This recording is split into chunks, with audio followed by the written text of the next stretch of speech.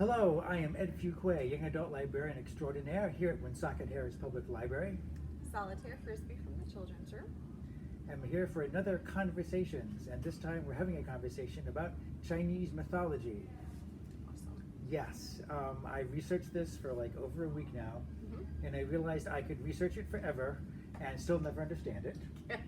I also only need to talk for like 20 some minutes, so any single topic in Chinese mythology will easily fill 20 minutes. Do you know anything about Chinese mythology?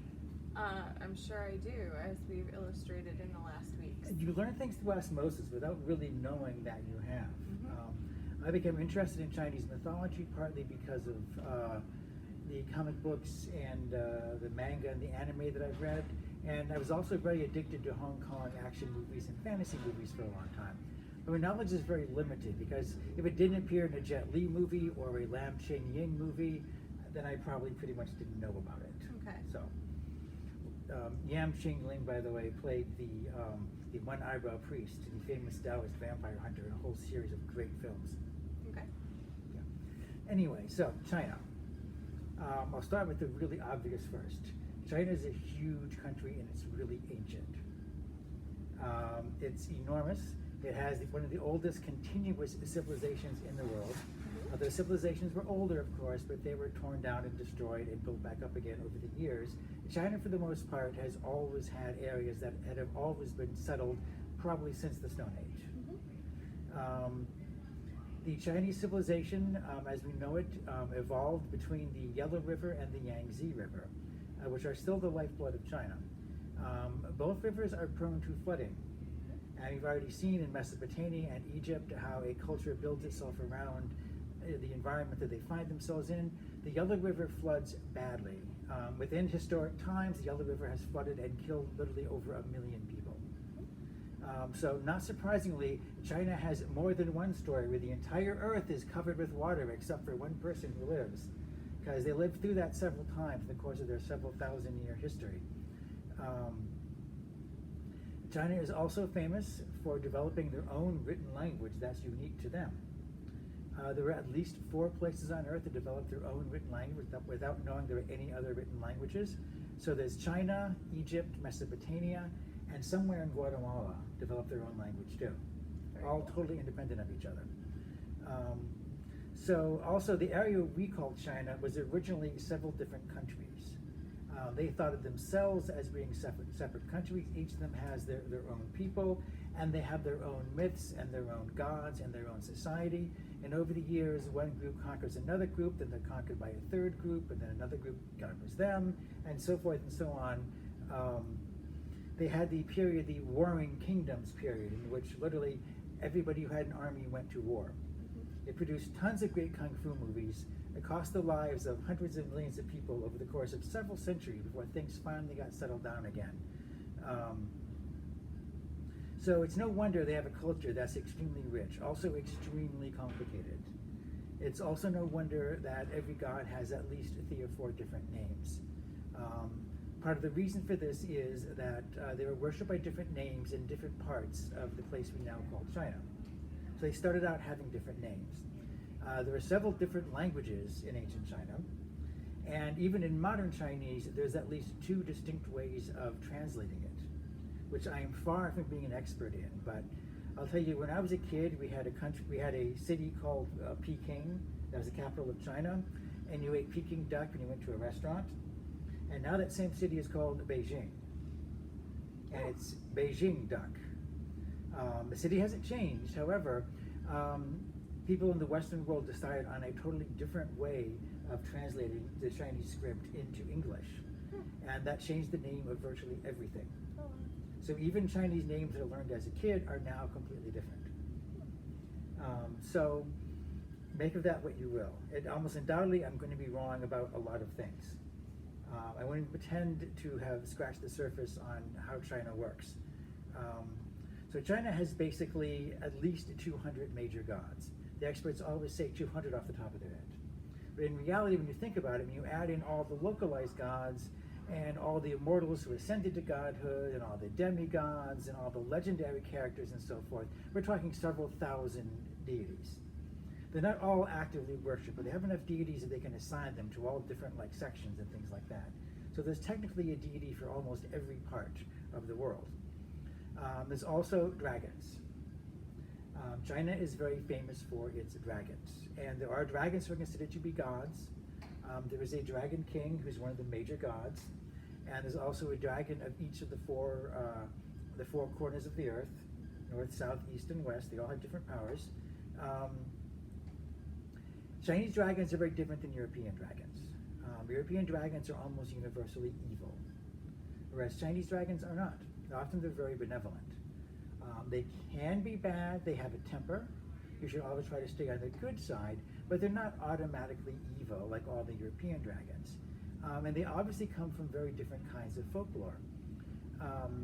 The dragons are associated a lot with Judeo-Christian tradition.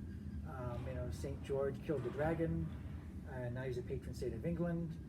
Killing a dragon was something pretty much every knight had to do, whereas China is full of stories of people petitioning dragons to help them do something. European dragons are associated with fire. Asian dragons are associated with water. They're all like water creatures. They live in the water. Theoretically, every major body of water in China, and there are a lot of them, has a dragon living in it. So they control floods, so appeasing them, as you can imagine, is very important, and they cause floods by thrashing about in the riverbeds. And they can also bring rain, very important for curing droughts. So basically, they control the livelihood and the prosperity of all of China. So staying on the good side of dragons is always very important. Physically speaking, European dragons are very squat and very powerful. Chinese dragons tend to be long and sinuous. They're very serpentine.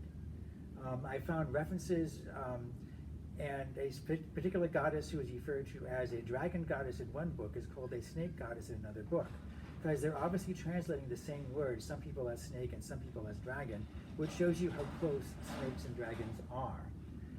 European dragons have long snouts, kind of like horses, whereas Asian dragons have short faces with large round noses, kind of like pigs. And they have antlers like deer. And they also have these long whiskers that they're very famous for. The whiskers are inspired by catfish. So they're actually catfish whiskers. And there are several species of catfish that are so large they eat people in Asia. The Mekong catfish is not in China, but it's huge. It'll definitely eat a person.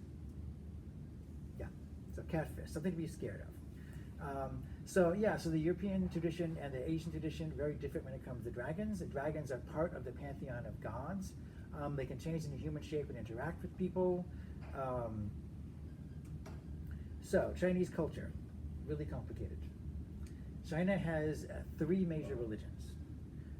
They have Taoism, which is based on Lao Tzu, who wrote a book called the Tao Te Ching.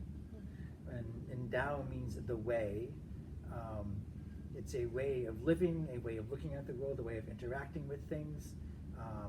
If I could describe Tao to you, I would be wrong, because the true Tao can never be spoken. Tao is a force that surrounds us and binds us together, as Obi-Wan Kenobi once said. And this is followed by Confucianism, which is by a guy named Confucius, who wrote a book basically telling people the correct and proper way to live. Confucius was very old-fashioned in a lot of ways, but he said there should be an established order to things, that kings should serve their gods and people should serve their kings. He unfortunately also said that wives should serve their husbands, because China was a very male-centric culture, like so many of the ancient cultures are. But that set up essentially a system of structures that the imperial government that ran China was supposed to follow, but didn't always. Apparently, everyone did their duty in the grand scheme of things, everybody would be happy. And yet, strangely, China has a long history of people being really miserable. And then there was Buddhism, which was invented probably around the same time as Confucianism, but took several hundred years to reach China. And we'll talk about that much more later. Buddhism was founded by Gautama Buddha, who was born probably in Nepal. He was, like Confucius and Lao Tzu, probably a real person, although almost every event in his life is legendary, so we really don't know any details about him. Buddhism was a way of pacifism, and much like Taoism, a way of dealing with the world. Buddhism followed the middle path. They don't do too much of anything.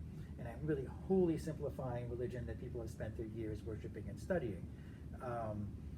My introduction to both religions actually came from one of the Chinese fantasy movies where a Taoist priest and a Buddhist priest got into a fight as to who was a better monster hunter.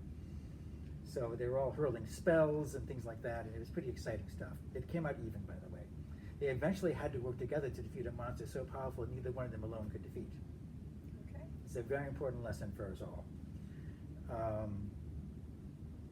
So now, as a storyteller, the first thing I notice about Taoism, Confucianism, and Buddhism is they don't have any actual gods. You can worship Buddha like a god, and there are many temples to him, but he's not technically a god. He's achieved nirvana, and he's left our world, but it's not like he's actually gonna come down and do things like Zeus or Inanna or something like that.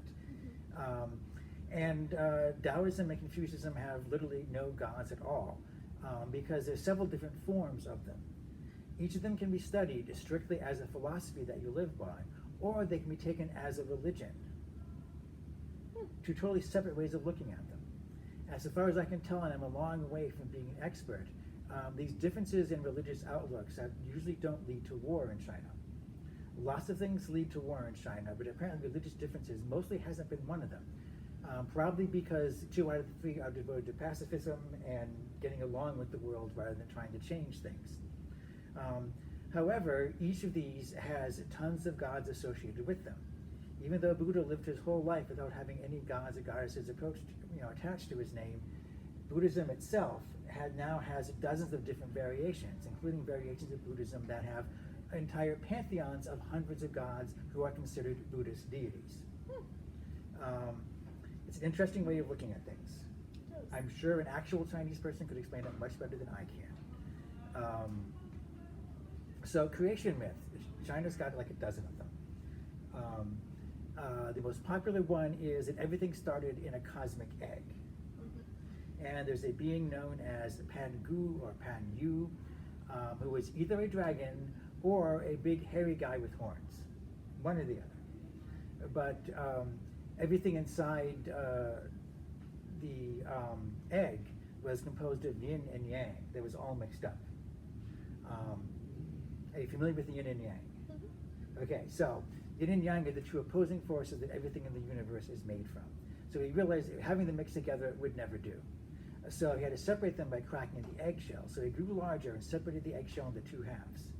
And it grew larger and larger, spent like several thousand years growing taller and taller, separating the top and the bottom half. And the top half of the eggshell became the heavens, and the bottom half became the earth.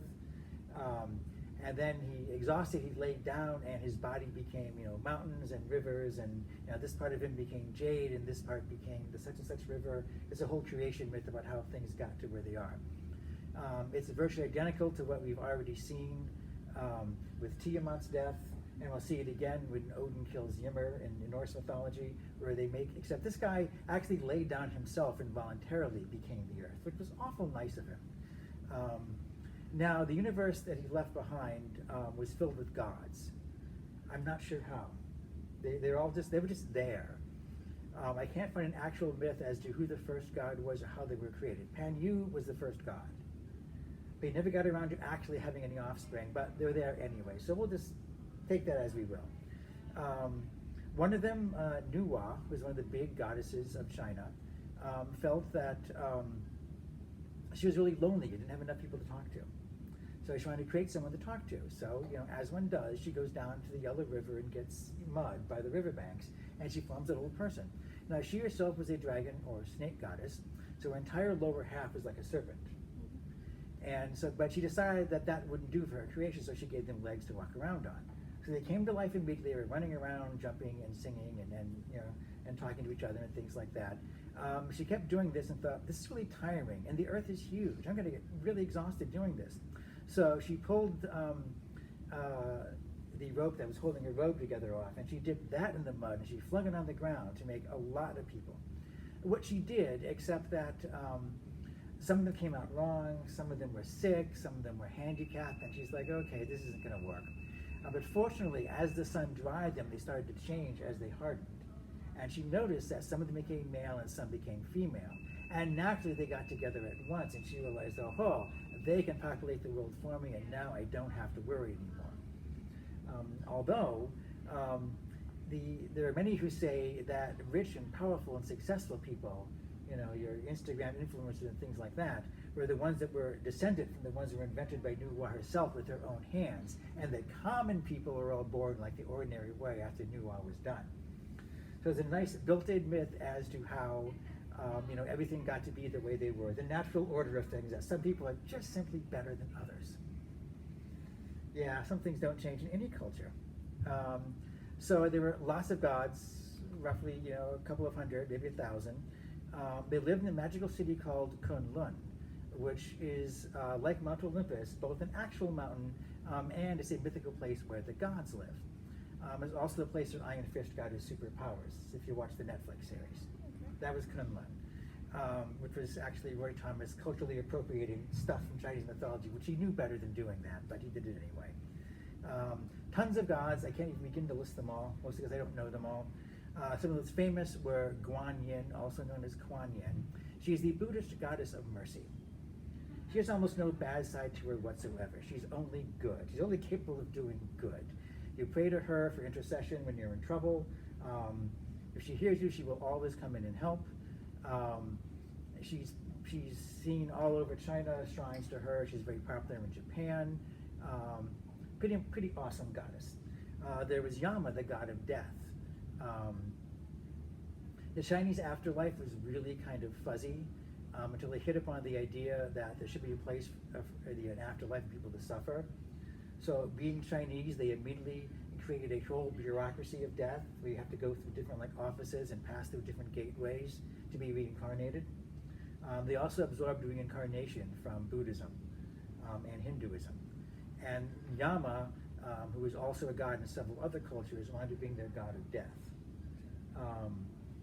So it doesn't make much sense to anyone outside of China in this thumbnail description, I understand. And so there's several dragons who live in Kunlun with all the gods. But the most popular and famous person from Chinese mythology is Sun Wukong, the Monkey King. He is part of Journey to the West, which is the most famous story in the world. Millions upon millions of people know the story. You literally can't stop someone in all of Asia who doesn't know the story of the Monkey King. It's what I'm going to get into next week. All right. How does it sound so far? Intriguing. Yes. There's tons of stories. I could go through Nuwa, aside from making people, also saved the earth from being destroyed when one of the 4 pillars of heaven collapsed, and a hole opened up in the sky, and she had to seal it up before all of earth was destroyed. Every god has 2 or 3 stories connected to them. Most of them aren't that long, though. But the one who has the longest and most interesting story is the Monkey King. And humorously, perhaps, his story comes to us actually from a novel, a work of fiction, which isn't even technically a folk tale, although after being printed as a book, it became a folk tale and was told and retold all over the world. So a brief, incredibly brief thumbnail introduction to Chinese mythology. All right, we'll definitely talk much more about it next week when we do Journey to the West. Until then, I have been Ed. Solitaire. And I'll see you next time. Take care and be safe.